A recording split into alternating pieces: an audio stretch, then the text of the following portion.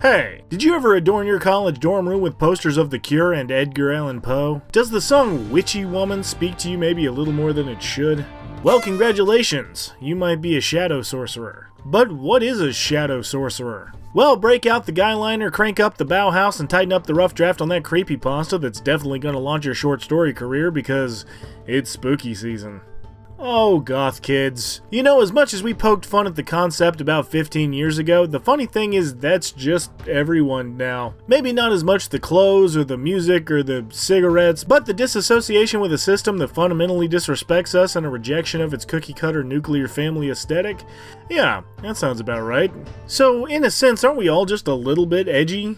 In the innocent, fun way, you know, not the creepy incel way. And it'd be hard to find a subclass in D&D that embodies that fun, spooky energy better than the Shadow Sorcerer. Yeah, some subclasses dive into creepy blood magic or glorifying the existence of death, and that all has some spooky flavor. But none of those really lean into how fun it can be to immerse yourself in that deep, dark pool of elder goth energy. The feeling is somewhere between wandering through the woods and meeting an actual witch and trying to explain Rob Zombie lyrics to Grandma when he showed up at Thanksgiving with a Dragula t-shirt. We've all been there, right? So how do we go from normie to mega goth?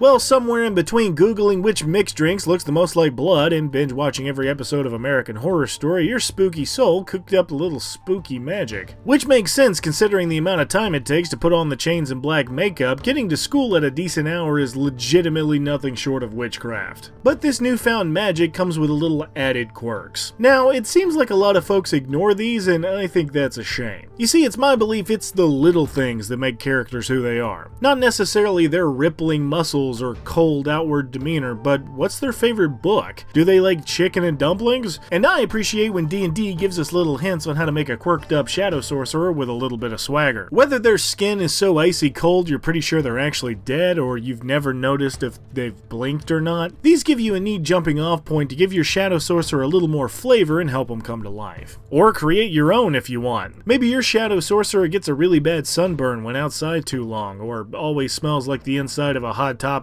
Have fun with these little details to make your character stand out. Well, more than they always do. But being a natural night owl also means we get Eyes of the Dark. This gives you dark vision to a range of 120 feet, making it harder for creatures of the night to sneak up on you. You also get the Darkness spell starting at 3rd level, which you can cast with either a spell slot or 2 sorcery points. However, if you use the sorcery points, you can see through the darkness, and of course the bad guys can't. This is a fantastic ability for getting out of dodge in messy situations or causing a panic to create a distraction. Just try not to blind your friends as well, but if you do, you can use the buddy system to lead them out in a pinch. But we also get Strength of the Grave, and while sounding like a zombie ability, well, it kinda is. Anytime you take damage that would reduce you to 0 hit points, you can make a charisma save with the DC being the damage taken plus 5. And on a success, you stay up at 1 hit point instead. Unfortunately, you can't use this ability against radiant damage or critical hits for some reason, and can only exceed the save once per long rest to prevent you from bouncing back to 1 over and over again. And while I like this ability, it kinda gets way outshined after about level 5, when monsters start hitting you really hard, making the number needed to save basically be a natural 20. But getting it so early can make it clutch in many low-level encounters, so that's cool. At 2nd level, we discover our Font of Magic, which for us just means listening to hundreds of hours of Susie and the Banshees on repeat. This gives us those coveted sorcerer points that can convert points into spell slots or spell slots into points, regaining all expended points on a long rest. But the best way to spend them is actually at our next level, which is, oh hey, right now. Using your METAMAGIC, you can actually change the nature of how a spell functions in a variety of ways, from reducing the casting time to a bonus action with Quicken Spell, to ignoring verbal and somatic components with Subtle Spell. So from these options, you can spend just 2 points to shoot both a fireball and a firebolt in 1 round, or spend 1 point to become uncounterspellable. I always find it funny when people sleep on the Sorcerer class when it has such potential for really fun combos.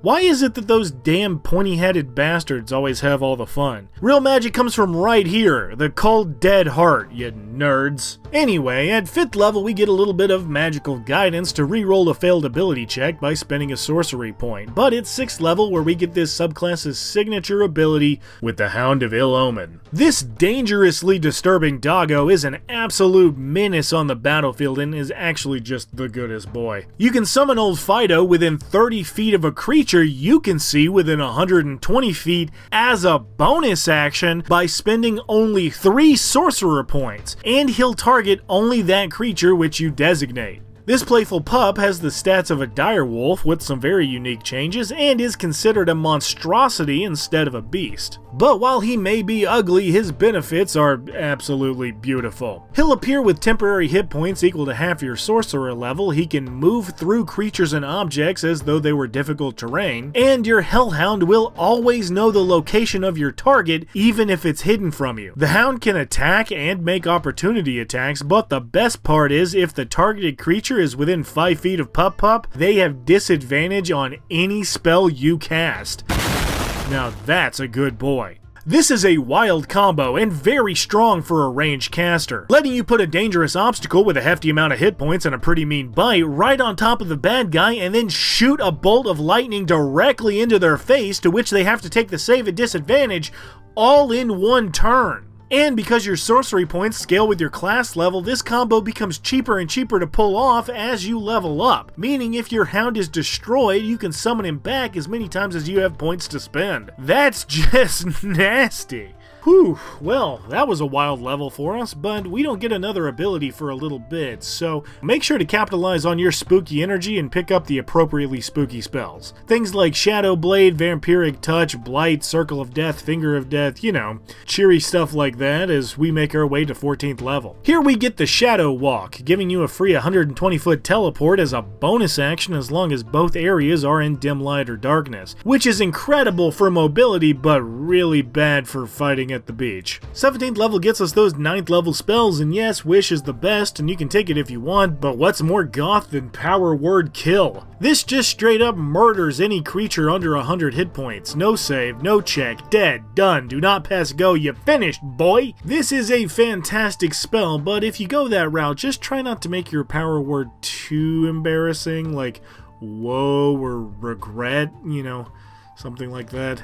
But at 18th level we get the ultimate goth look with Umbral Form. This lets you spend 6 sorcery points to become one with the shadows and take on some huge buffs. As a bonus action you become resistant to all damage except force and radiant, as well as being able to move through creatures and objects as though they were difficult terrain. This form lasts for a minute or until you die, which is pretty tough considering you basically just doubled your hit points. And isn't this the dream for all goths out there, to just evolve into something truly terrifying and weird? Believe me, I'm right there with you. Can you imagine just pulling this off to nope out of a boring conversation or scare the shit out of a local crazy lady that has some colorful opinions on pronouns? And this is basically our capstone, because at 20th level we get Sorcerer's Restoration. You get 4 sorcery points on the short rest. It's boring, it sucks, I don't want to talk about it. Moving on! So does the Shadow Sorcerer live up to its ominous reputation? Well, as scary as this subclass is, I kinda need to talk about something even scarier. 2 terrifying little words. Power creep. So the question really isn't, is this subclass strong, but is it still strong? And that's an interesting question to answer, but put very simply, yeah. But has it gotten weaker with the introduction of new subclasses that have come out since 2017? Kinda, but that's okay. The great thing about the Sorcerer is its flexibility and metamagic, and while it may never have the gigantic library of spells like its bearded, wand-waving cousin, it more than makes up for it in versatility. And the ability to easily avoid being counterspelled makes you a nightmare against other spellcasters you come across. Truly, I think sorcerers get overlooked because many people focus on the idea of being able to collect every spell in 5e and become a magical god or whatever power fantasy they've come up with, and I get it, that's a fun time. But it's really interesting to see what you can do with a more focused spellcaster that specializes in certain types of magic. That's why I think sorcerers are a lot of fun. But that's not even mentioning this subclass's unique abilities. Once you hit level 6, there is no reason you shouldn't be letting the dog out on every encounter. encounter, allowing you to focus down the biggest guy in the room with your nastiest saving throws. And the distance you can summon the pup is actually kind of insane, forcing your DM to frantically start googling bigger and bigger maps to try to get away from you. You also get tons of metamagic options, including distance spells, so you can double the spell's range and hit them with a Finger of Death or way later a power word kill from a crazy distance. In short, the Shadow Magic Sorcerer is a ton of fun and worth your time if you're going for that Halloween-y feel. And while I think it's strong enough on its own, it multi-classes really well with Bards, Warlocks, and Paladins. Just wait until after level 6, so you can bring the Hound along.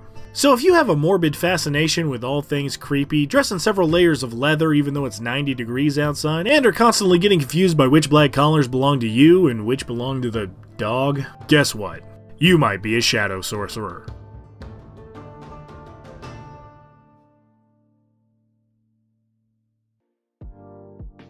Hey everyone, thanks for watching. I've been having a lot of fun with the spooky themed subclasses lately, so I hope you have too. New subclasses will be coming up in the poll the day after this drops, so make sure to vote so you don't miss your favorites. But until next time, keep being awesome, and I'll see you very soon.